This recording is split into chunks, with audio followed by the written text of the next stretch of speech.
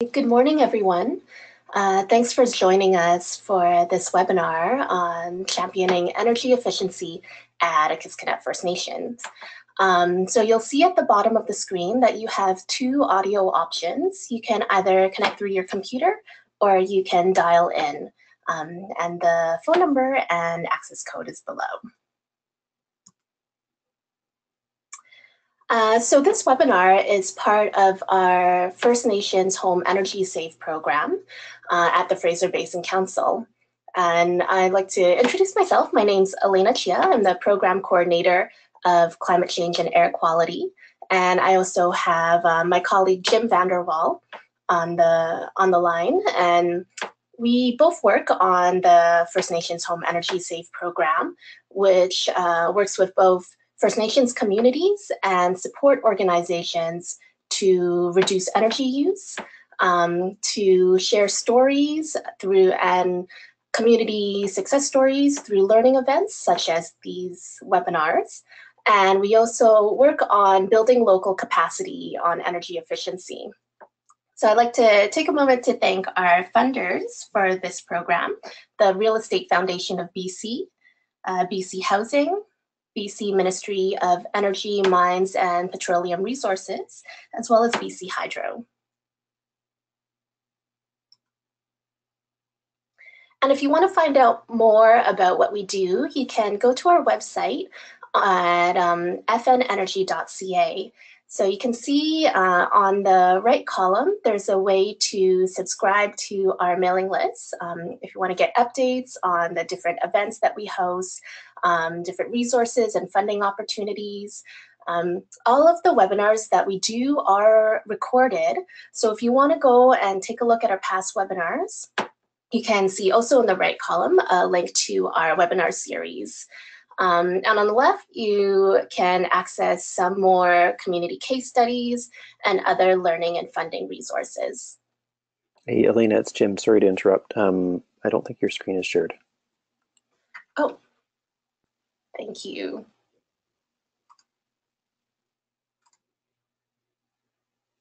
Sorry, everyone. So this is the screen back that I was just speaking about, and what you can find on our website.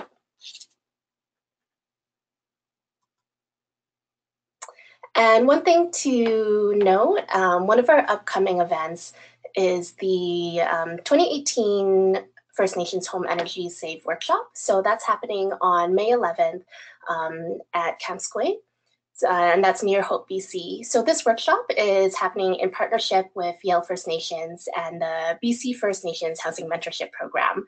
And what we have planned for the workshop includes a field visit to Yale's passive homes and some hands-on training on air sealing and insulation. So if you subscribe to our newsletter, you can receive an update when the registration is open for this event. And some logistics for the webinar. We ask that everyone keeps their audio muted to limit the background noise. If you want to ask questions, you can type them into the question box on the right, or if you experience any technical difficulties, you can also type them into the question box, or you can send my colleague Jim an email at fraserbasin@gmail.com. So today we're really fortunate to have Megan Lohman as our speaker. Megan is the head of Community Energy Management for the Community Energy Association, which is based in Fernie, BC. She works on a variety of energy and emission initiatives throughout the Kootenays and Western Canada. And she manages initiatives such as Accelerate Kootenays, and that works on electric vehicle development and building a legacy, which involves building industry engagement and training. And with support of her CEA colleagues in Fernie, she works with the Regional District of East Kootenay as the Community Energy Manager. And her work with Ktunaxa Nation and the member bands is part of that position, supported by BC Hydro. And Akisqnuk First Nation is one of the communities that Megan has been supporting over the past year to implement the Energy Conservation Assistance Program in a community-led approach. So at this point, I'm going to pass it over to Megan.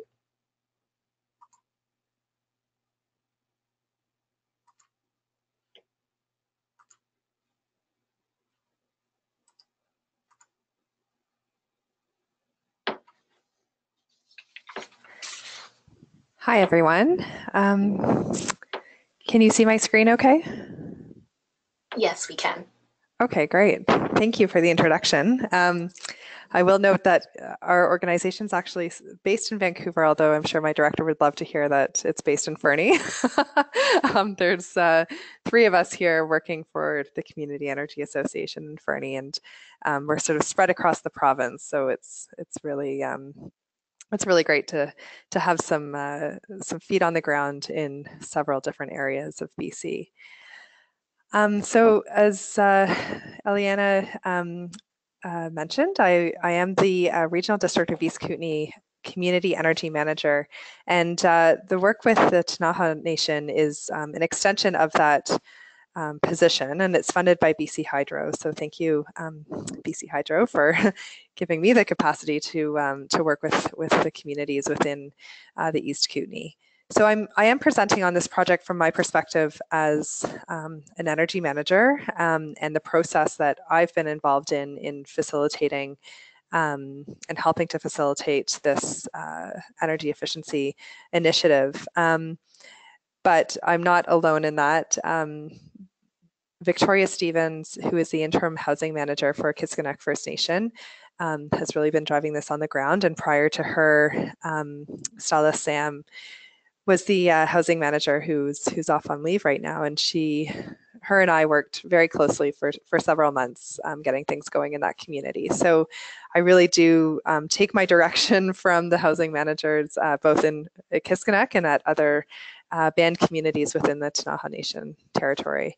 And then Amy Seabrook has been our go-to at BC Hydro, helping us wade through sort of a new adaptation to the ECAP program, and I know she'll speak to that at the end. So I will jump in, and I just wanted to show this poster that we provided to Akisqnuk as one of our outreach initiatives, and I'll speak to it in a few slides.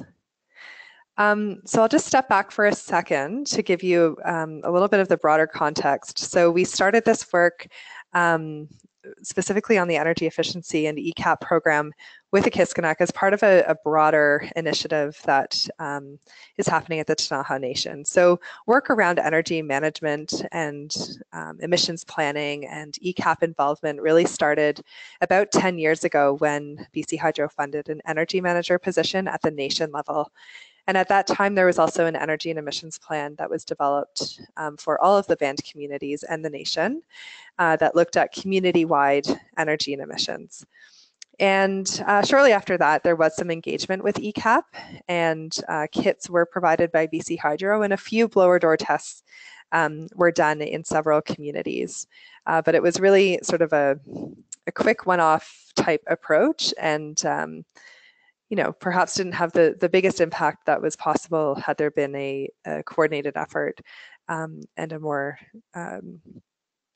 just a coordinated approach to the implementation of the program. So we kind of recognized that need for it to be driven really by housing managers to ensure it was embedded in their own processes, and that capacity was starting to be developed at the community level. So as many projects and programs across all topic areas and energy in this case, there's not a one-size-fits-all solution to addressing some of the challenges at the communities. And so that's where we saw the opportunity and the need to sort of downscale and work at the community level. So some things that I learned right off the bat, and I have a lot of appreciation for both Victoria and Stella and the other housing managers at other bands that I'm working with. I've personally learned a lot that, first of all, housing is a personal and emotional issue, on or off reserve. And, I recognize that I can't fully appreciate the experience of the community or community members over past decades, but moving forward, I want to be a resource, and how that looks is I really lean on the housing managers to tell me what support they need and what works for their community, recognizing that every community is unique. So, you know, when we first started this initiative at the nation level, you know, it was my thought that perhaps we could bundle a whole bunch of bands together and apply for funding, but that's just not realistic. And there are different states of readiness and interests and priorities. And so that needs to be recognized at the community level. And to ensure that, you know, energy efficiency actually fits into the community priorities. So is it about high energy bills? Is it about homes that could use draft proofing to become more comfortable? Is it about educating community members so that they know how to operate certain mechanical systems in the home? So again, it's very community driven, and I just want to reiterate my appreciation for the housing managers who have been sort of the guide in wading through all of this. So in a lot of the communities, you know, it has been the high electricity bills that have at least brought this to the forefront, and then how we deal with those challenges is different in all of the communities. But energy bills and certainly comfort are key topics when we start to talk about housing in the communities in our area. And I just want to throw out a polling question just to keep you all awake and alert to ask what energy efficiency means to you. And I think a polling question should pop up. So it looks like the poll is open, so you can fill in your answers.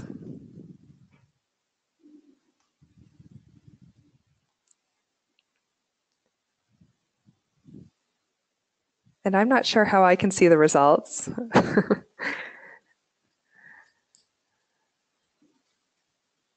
Hi, Megan. So I will be sharing the results. I'm just waiting for our votes to come in. Perfect. So we have 5 options, and I did have 4, but I let you choose all of the above if all of this means a lot to you when you're thinking about energy efficiency in your own home.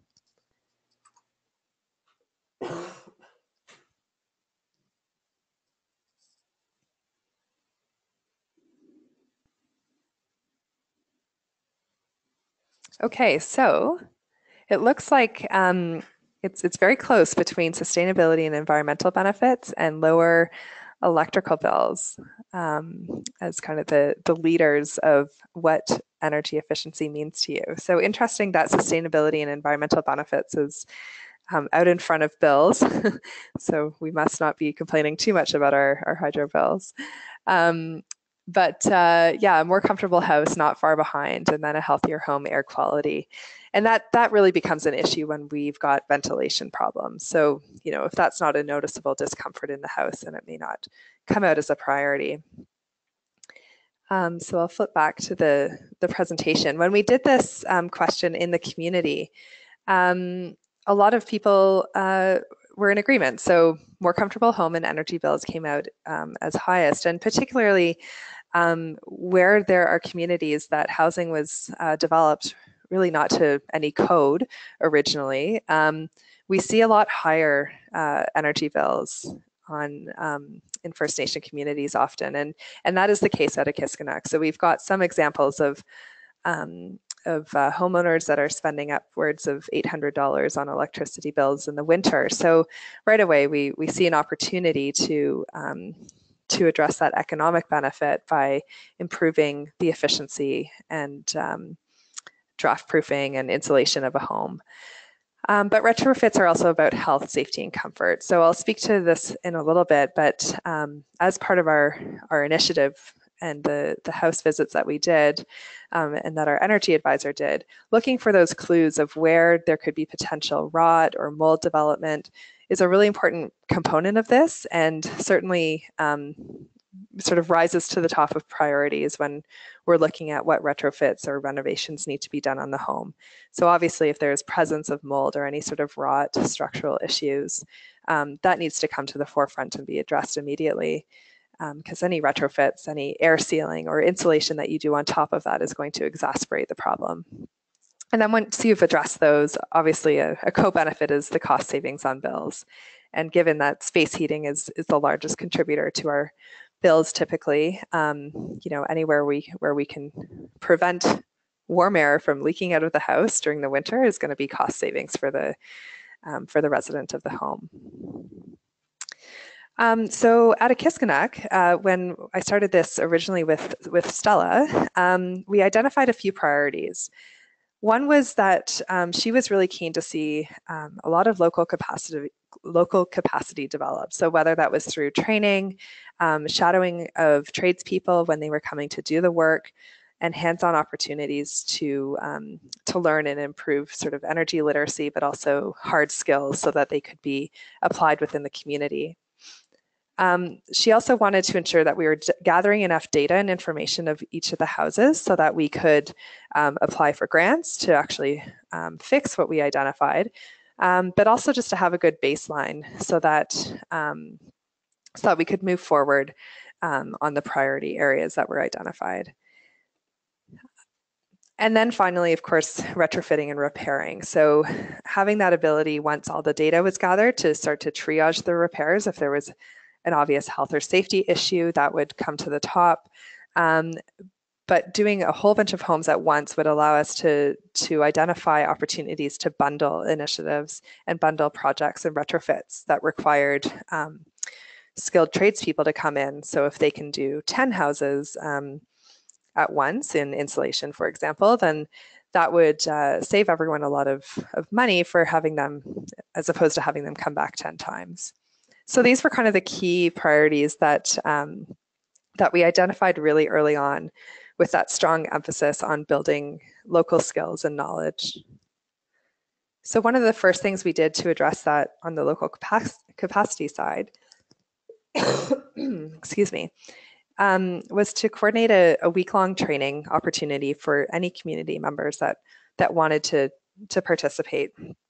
So these were, there were anywhere from 6 to 8 community members that came for a week, partnering with a local hardware store in Vermeer, which is just down the road from Akisqnuk First Nation.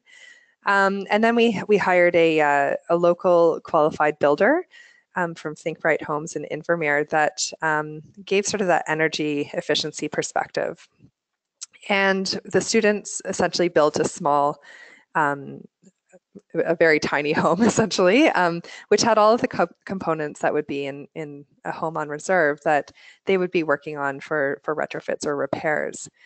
So this was a really valuable week to just learn about insulation, learn about air sealing.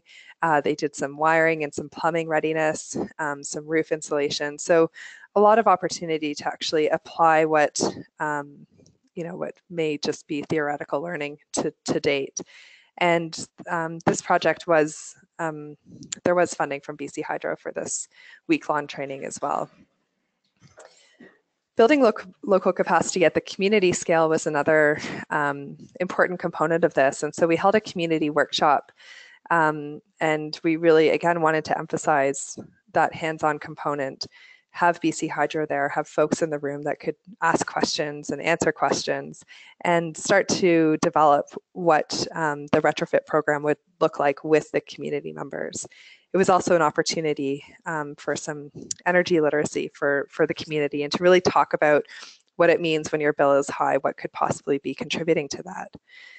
So I'm curious, in your communities, what type of training and engagement works for you, and I'll speak to sort of what we found as one of our biggest, wins of that housing outreach initiative that we did. So you'll see a polling question of what type of training and engagement works in your community. Is it having presentations from experts, hands-on learning opportunities, multi-day workshops, one-on-one mentoring, so sort of that shadowing, or all of the above?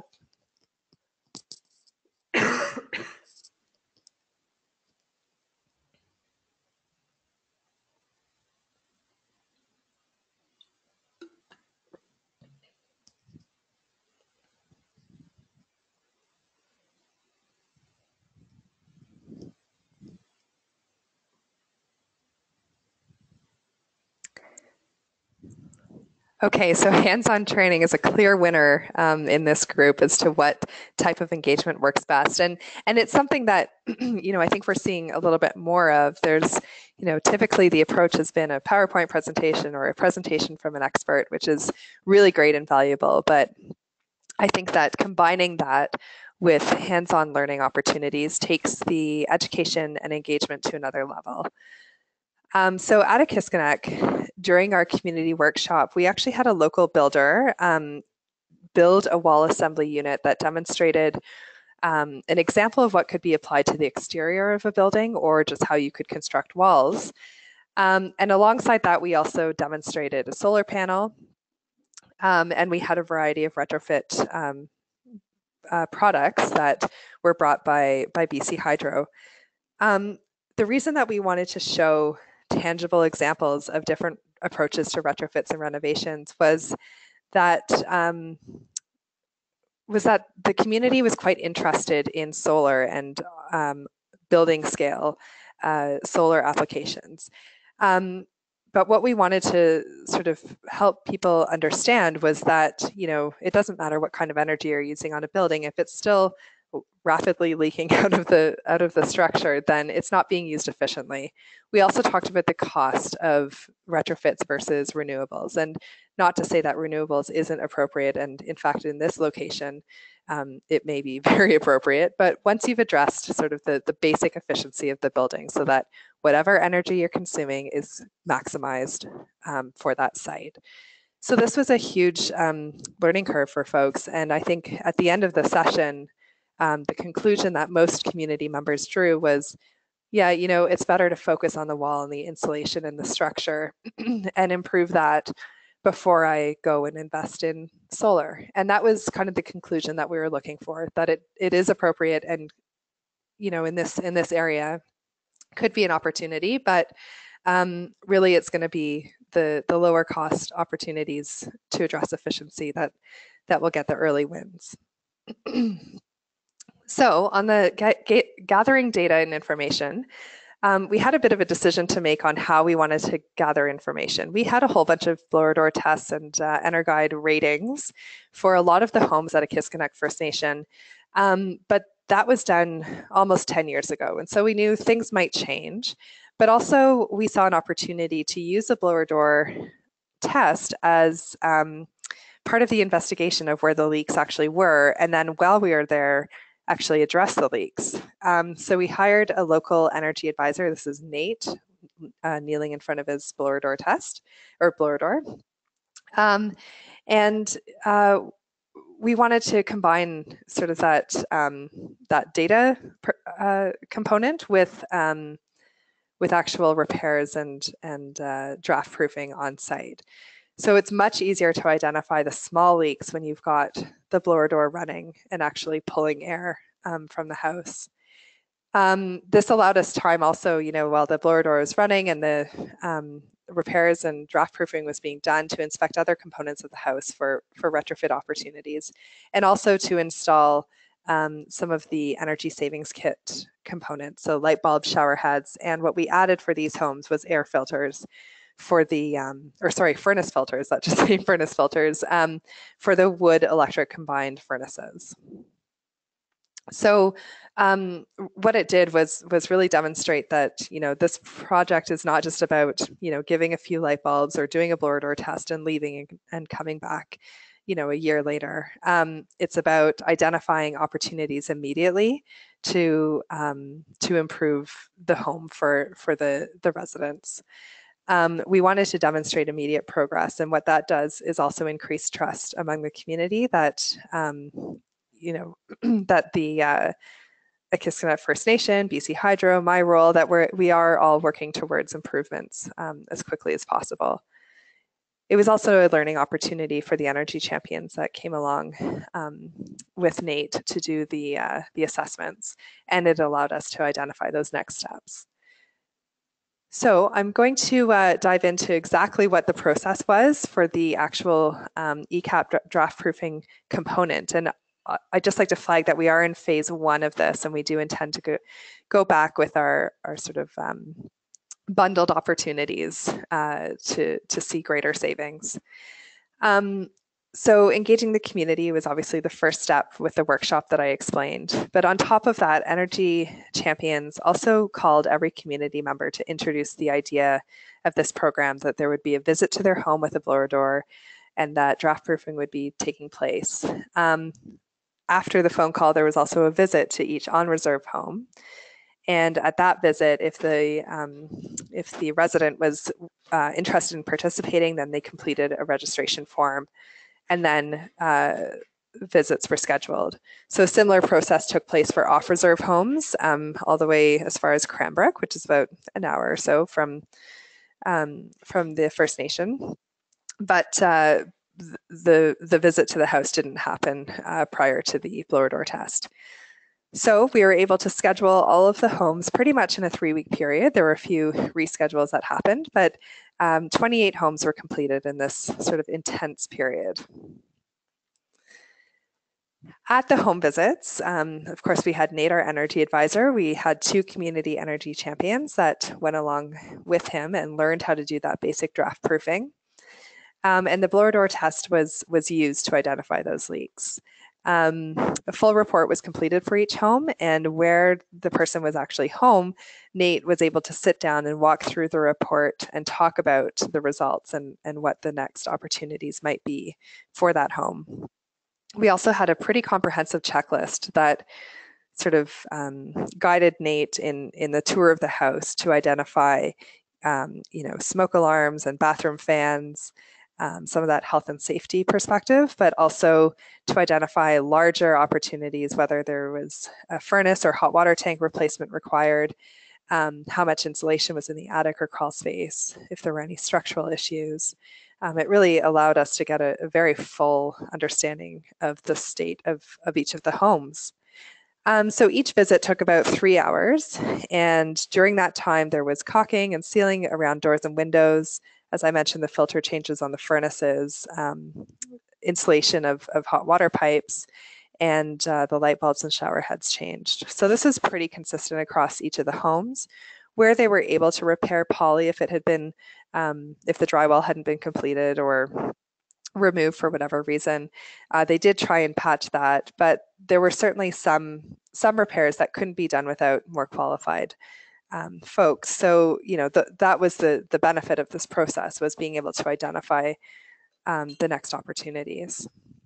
So I'm wondering if everyone wants to take a guess on what the highest airtightness improvement was based on just this list of upgrades that were done at each of the homes in that 3-hour period. So really probably about an hour and a half of active retrofit work.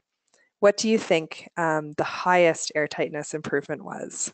Was it 5% from when they started? So they did a pre-draft proofing blower door and then a post-draft proofing blower door. So did it improve by 5%, 10%, 15%, 20%, or 25%? What would be your guess?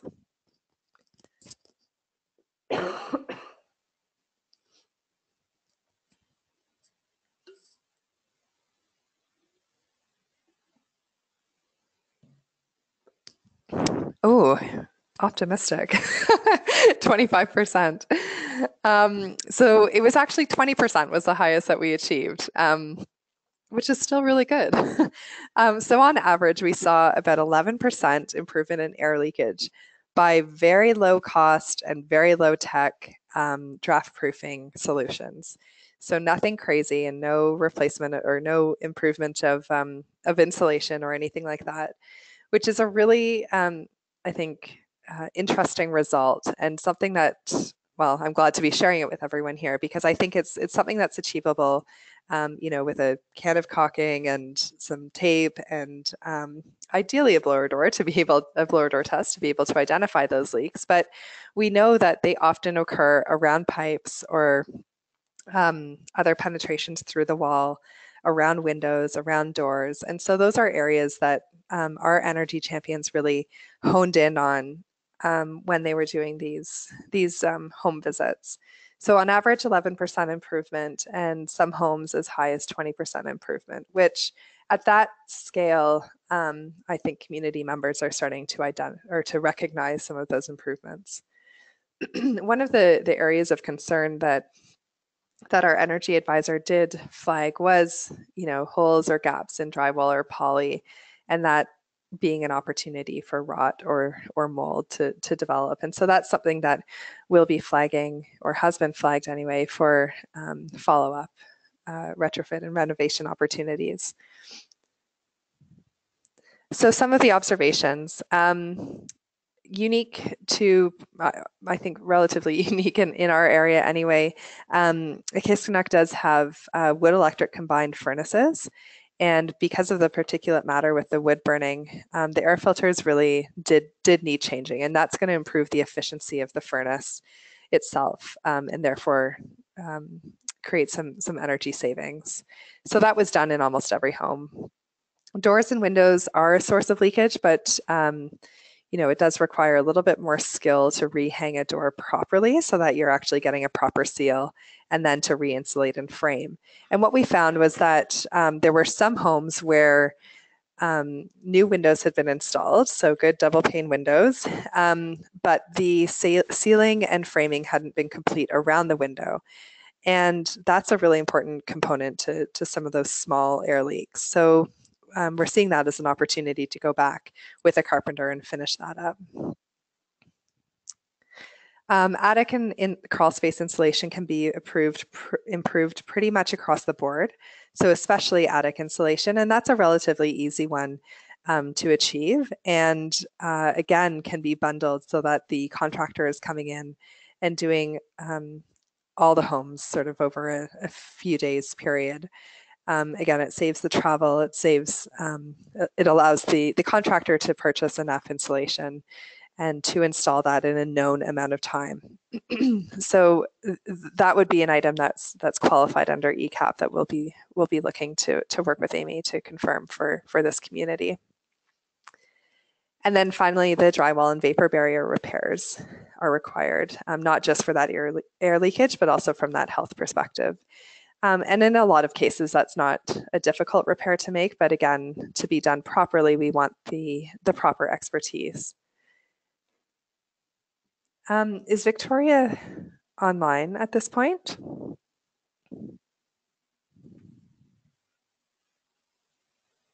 Not at this moment, Megan. Okay, that's fine. Okay, so Victoria, who's the interim housing manager, she had some interesting anecdotal feedback from the communities on some of the improvements that were done. And whether perceived or not, there are certainly folks that are finding that their homes are less drafty, even in some cases with the pipe insulation that was installed. The hot water seemed to be coming faster to the shower, to the sink. Certainly there were improvements around doors and windows that Nate and the energy champions were able to address. So really that sort of reinforced what we were trying to achieve in terms of the immediate benefits alongside doing the blower door tests, was that the residents are actually feeling the difference at this point. So I'm really excited for sort of the next phase of when we get to do the more detailed retrofits and renovations. So to that end, the next steps for this project is to look at bundling the repairs and retrofits that are required. And I've mentioned those: the insulation, doors and windows, drywall and poly. And then we are looking at one home that performed particularly poorly on the air leakage test, but was otherwise fine in terms of structural integrity of the home. We're looking at possibly an exterior insulation application to that home. So it has very little insulation in the walls, attic, and crawl space, and had a high air leakage of, I believe it was around 15 air changes an hour, if anyone's familiar with that. It's quite high. And so this could be an opportunity to test sort of that wrap approach to insulation, where it's installed on the exterior of the wall and essentially puts a blanket around the entire house.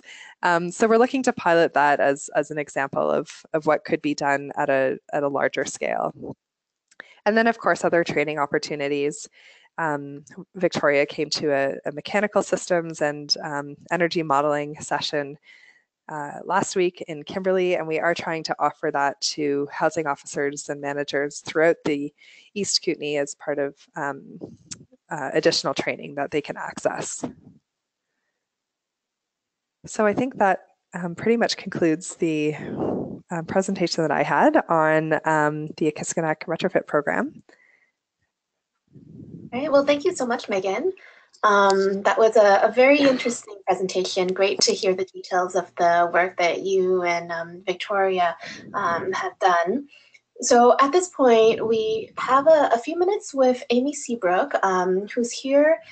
She's part of BC Hydro's conservation and management team, and she manages programs to support First Nations and local governments in advancing community energy and climate action initiatives in their communities. So Amy can speak for a few minutes to give more detail and context behind the ECAP options. Thanks, Elena. Can you hear me okay? Yes. Okay.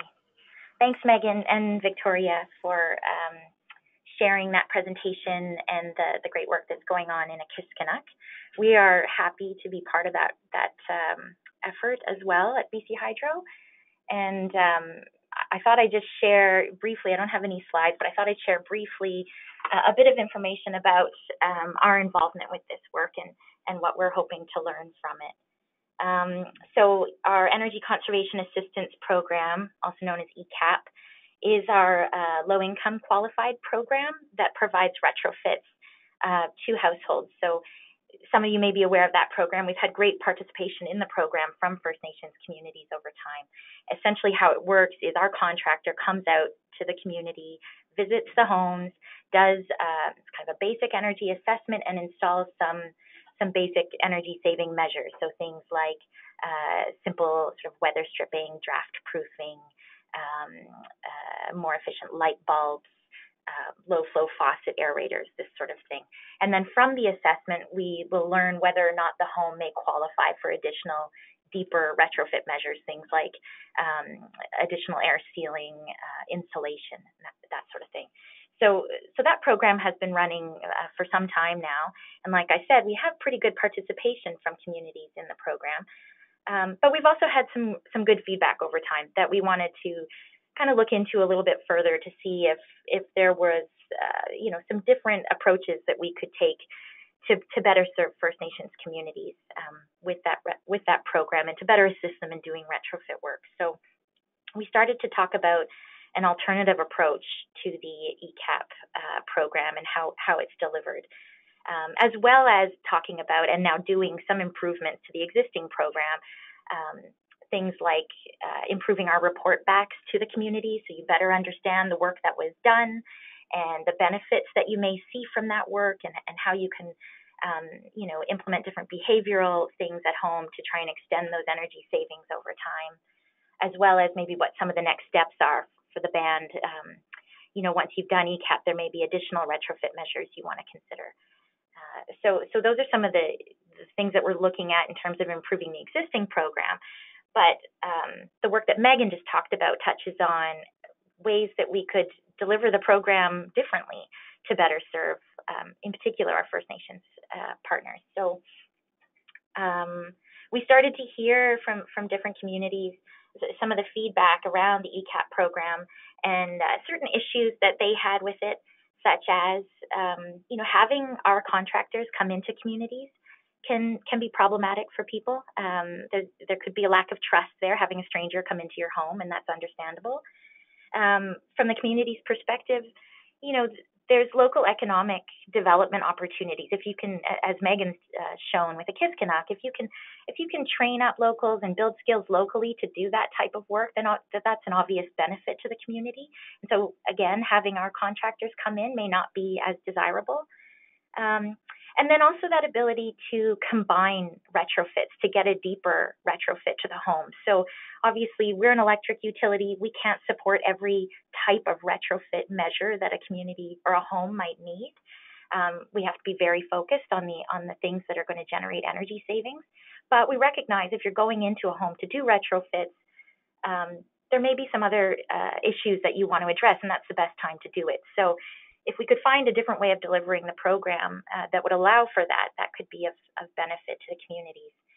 So we started to think about offering ECAP as rebates. So that, which we thought would allow the communities to kind of direct the work themselves, potentially do the work themselves, but also, you know, the ability to hire contractors if they wish, and then to come back to us for rebates on the measures that they have implemented that would save energy. And so this ECAP rebate offer is something that we're piloting right now with a few different communities. And I think we're learning a lot from these initial pilots, Akisqnuk being one of them. I think one of the big learnings so far is really that we hadn't necessarily accounted for the need for the training and the capacity building locally up front. So, you know, it's all well and good to think that, oh, now communities have the freedom to go and plan retrofit initiatives and do them and apply back to us for rebates.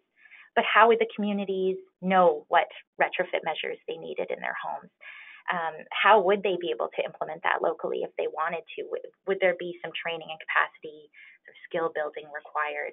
And that's what we were starting to see more and more of. You know, we kind of went into it thinking communities will do this work and apply to us for retrofits, and we were missing that whole front end of training and capacity that was needed. So as Megan described with Akisqnuk, there was a lot of work up front with the Akisqnuk First Nation, with Stella originally, and now with Victoria, to kind of frame up what that training opportunity looked like, to figure out who the local sort of energy champions were that would want that training, and then to do that initial kind of assessment work on the homes to figure out what those deeper measures may be. So to do some of the basic measures that Megan described, but then to figure out, okay, what's next in phase 2 of this project.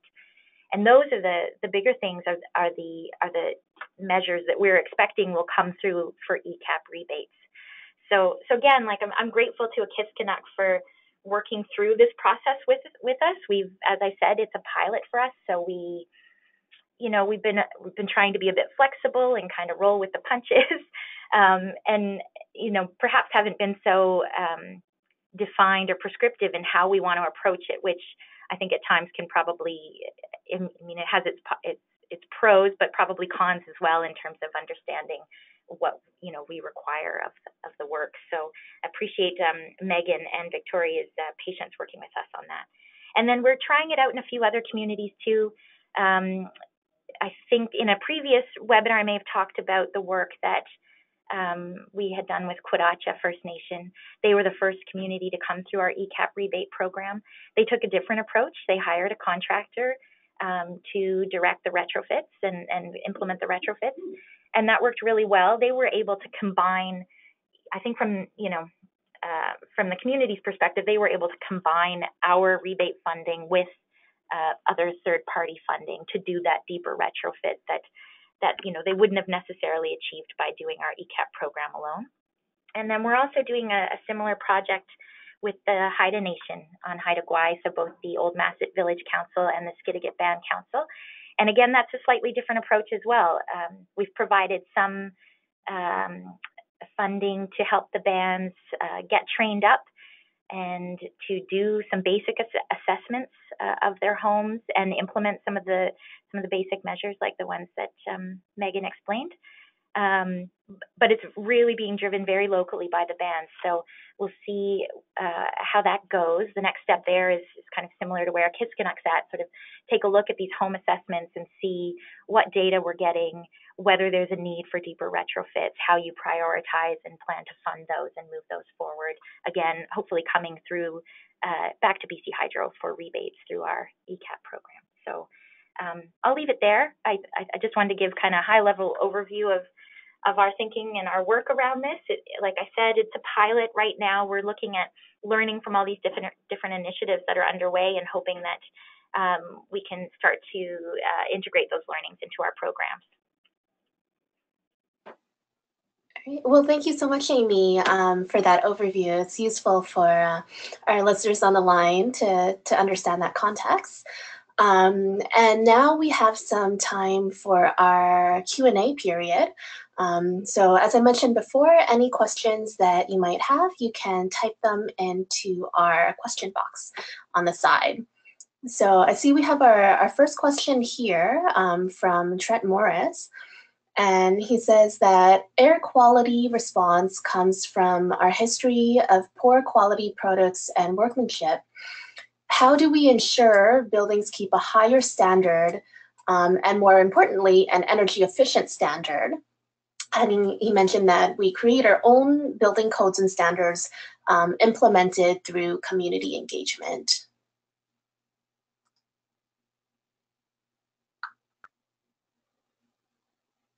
So it's about, go ahead. No, go ahead, Megan. I can chime in after you.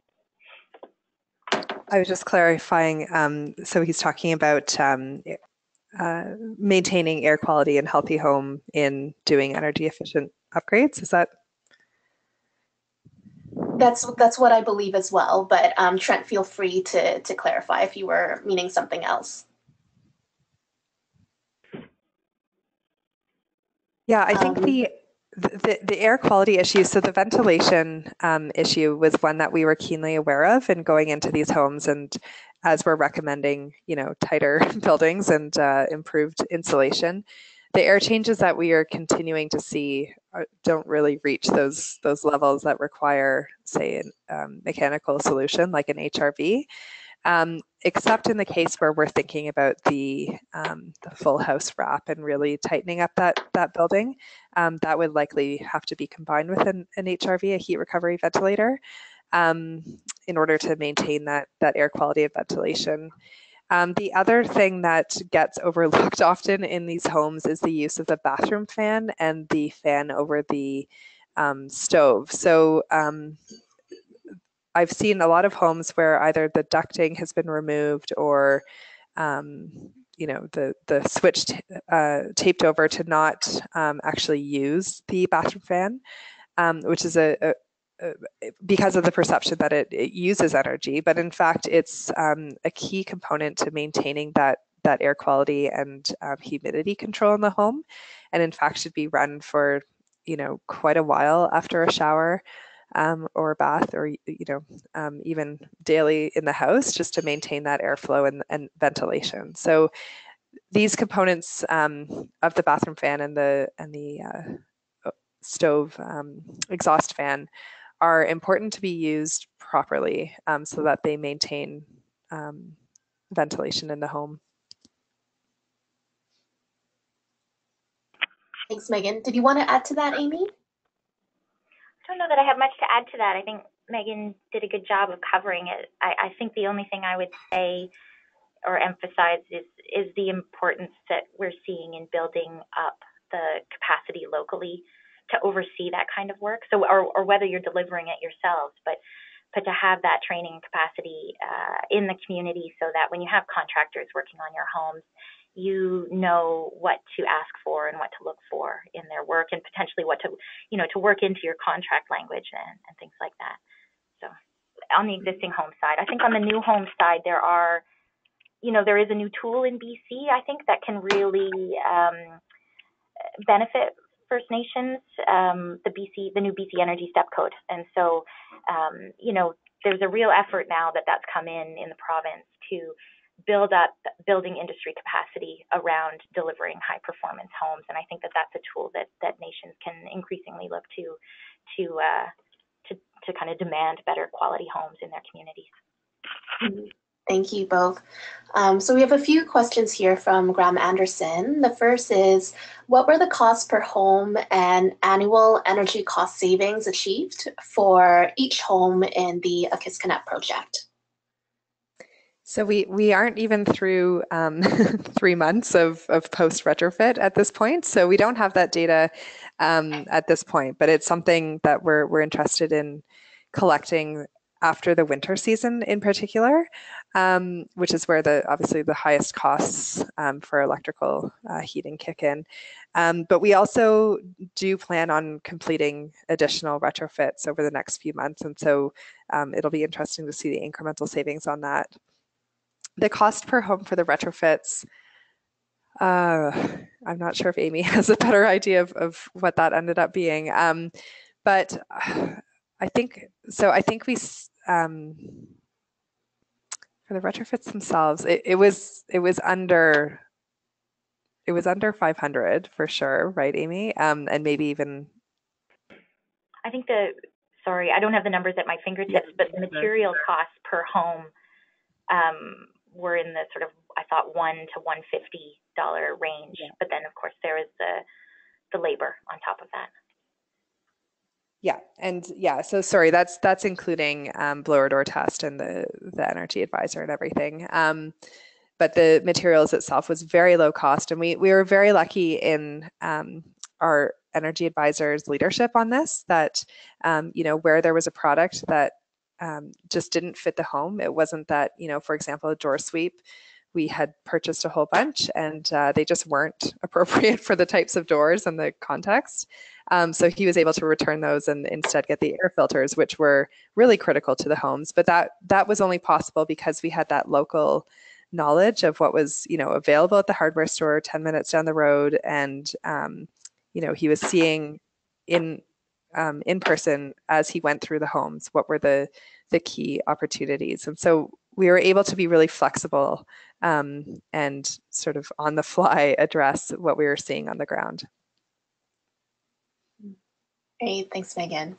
I have an additional comment here from Trent Morris from Akisqnuk. Just wanted to clarify that Akisqnuk does have their own policy and procedures around building codes, and that they feel that the current building code is not good enough. So that's to add a little bit more background to what he was conveying in his question. And our next question is, how much funding for the Akisqnuk project came from the ECAP program, and were there other sources of funding involved? Yeah, so to date, in terms of funding from the actual ECAP program, none. So the work that we've done on the sort of the training capacity side and then the basic measures have come through pilot funding that we have at BC Hydro to work with First Nations on conservation and energy management. The next phase that Megan alluded to, where we'll get into more of the insulation and deeper air sealing type of retrofits, maybe some ventilation work, those rebates will come through our ECAP program. And sorry, was there a second part to that question? I guess to ask, maybe from Megan, apart from BC Hydro, were there other sources of funding involved? Not at this point. So we are intending to apply for the rebate for ECAP for the initial draft proofing that was just completed. So that was, the band did have a little bit of money to help support a portion of the blower door test, the energy advisor, and the home visits. And so we will be applying for the draft proofing ECAP for those improvements that I talked about from baseline to 10, 11, 20% improvement on the air changes. We are submitting an application or a proposal, I guess, to Columbia Basin Trust on the bundled approach to the next phase, which will be, we're hoping to sort of balance it between ECAP and Columbia Basin Trust, which I know is localized to the Columbia Basin region of BC, so not so applicable to other communities. But on top of that, we do, for 4 homes at Akisqnuk, Victoria has been working with INAC on retrofits or renovations for 4 homes that required a little bit more in-depth work to be completed. So that's, we're able to leverage some of the energy efficiency as part of the INAC funding that she received. For another band community, ACOM, just down the road from Akisqnuk, we are looking at the new approach to homes for INAC, again, for a larger retrofit program. Great, thanks for clarifying, Megan. I think we have time for one more question. which is there still an opportunity for communities to participate in the alternative funding stream with ECAP to train their local people on executing efficiency upgrades? So I guess this question is referring to the pilot funding stream. Yeah, there is. I would encourage folks that are interested in talking about that to get in touch with me. I don't have a slide with my contact information though. I'm sorry, Elena. I don't know if maybe you could send that out. I can follow up with that participant with your contact info, Amy. Sure. And I guess I'll just add, so there is some pilot funding that we're using right now to test out some of these different approaches. And my hope is that turns into program funding. We have to do some evaluation of the work that we've done. And some program design as to how that would continue. But our intent is to continue the rebate offer. So to have that stream of funding available through our ECAP program for communities that want to have a more do-it-yourself type of approach. I guess so that funding is there through ECAP.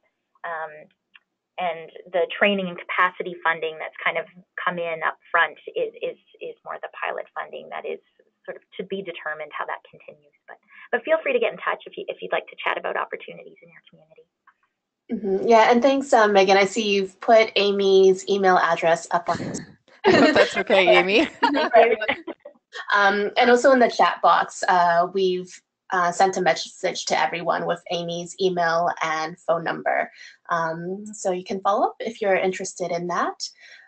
So at this point, we're out of time, so we'll have to wrap up the webinar, but I want to say a big thank you to both Megan and Amy for joining us this morning and talking about the great work that we've done.